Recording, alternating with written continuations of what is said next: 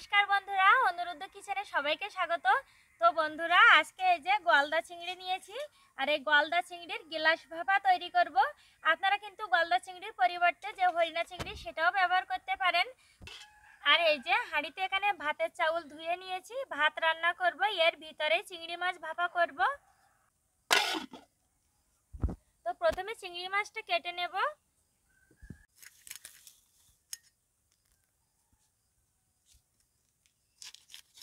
মা সাটি মারছে।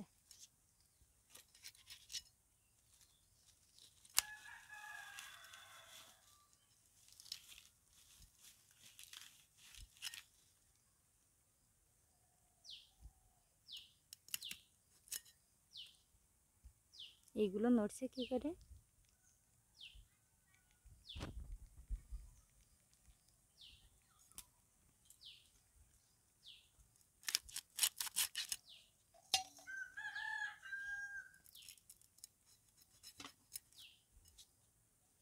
এটা কিন্তু ময়লার থলি, এটা ফেলে দিতে হয়।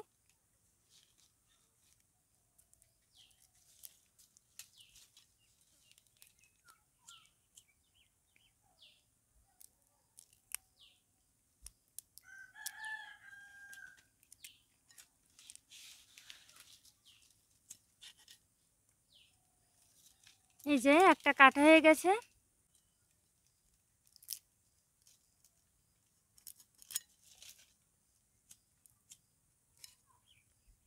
মাথার দিকের অংশটা এভাবে কেটে নিয়েছি। এটা গলদা চিংড়ির মাথার ভিতরে ঢুকিয়ে দেব যাতে ভিতরের ঘিলুটা বেরিয়ে না আসে।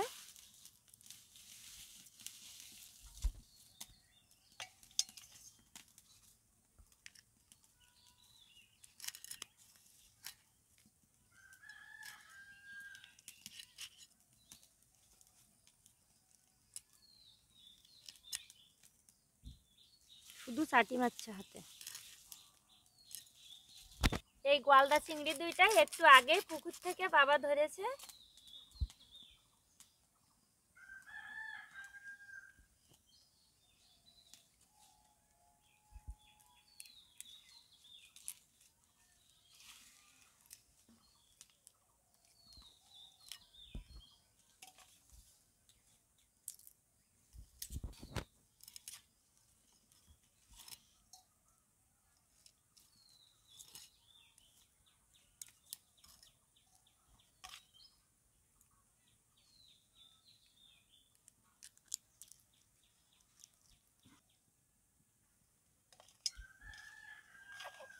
এবার চিংড়ি মাছ দুটো ধুয়ে নেব। চিংড়ি মাছের গিলাস ভাপা তৈরির জন্য এই যে একটা স্টিলের গ্লাস নিয়ে নিয়েছি। চুলায় কড়াই বসিয়ে দেব। কড়াইতে দিয়ে দেব সরিষার তেল। চিংড়ি মাছের ভাপায় একটু সরিষার তেল দিলে খেতে খুব ভালো লাগে। দিয়ে দেব পেঁয়াজ কুচি, দিয়ে দেব রসুন বাটা, আদা বাটা, শুকনা ঝাল বাটা, ধনিয়া বাটা আর দিয়ে দেব জিরা বাটা, হলুদ গুঁড়ো, স্বাদ মতো লবণ আর ঘেরানোর জন্য দুইটা কাঁচামরিচ দিয়ে দেব। মশলাটা হালকা ভেজে নিয়েছি, এবার নামিয়ে নেব। মশলাটা এই গ্লাসের ভিতরে দিয়ে দেব।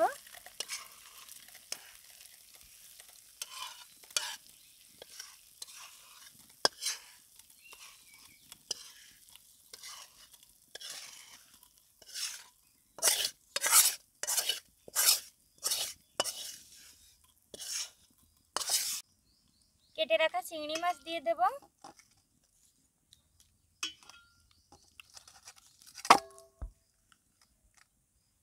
খুবই সামান্য পরিমাণে একটু জল দিয়ে দেব। বেটে রাখা গরম মশলা দিয়ে দেব। গরম মশলাটা আমি মশলা ভাজার সময় দিইনি, কারণ মশলা ভাজার সময় গরম মশলা দিলে তিতা লাগতে পারে।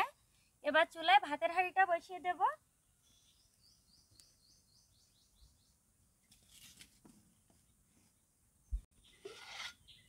এই যে ভাত ফুটতে শুরু করেছে, ভাত একটু বেরিয়ে আসলেই তখন গ্লাসটা বসিয়ে দেব। এই যে দেখুন ভাত ফুটে উঠেছে। আর এই যে ভাতের ভিতরে মিষ্টি কুমড়া ভর্তা দিয়েছি।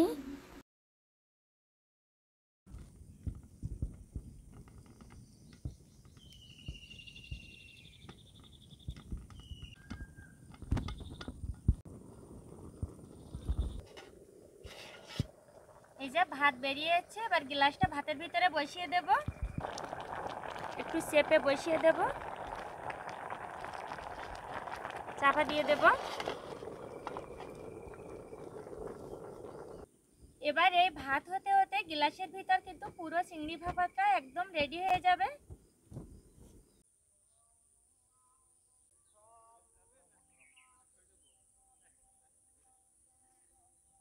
তো বন্ধুরা ভাত হয়ে গেছে, এবার দেখবো চিংড়ি ভাপাটা কি অবস্থা।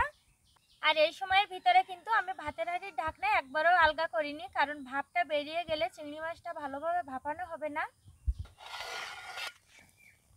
এই যে ভাপাটা দেখুন কত সুন্দর দেখতে হয়েছে।